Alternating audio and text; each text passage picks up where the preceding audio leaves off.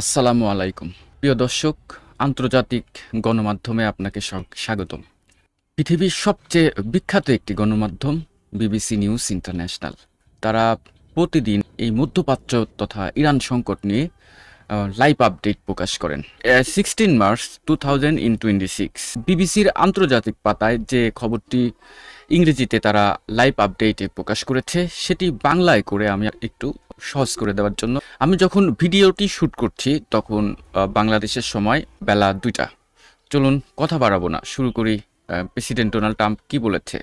President Donald Trump says it would be very bad for the future of NATO if allies don't help secure the Strait of Hormuz, a critical waterway of global oil shipping.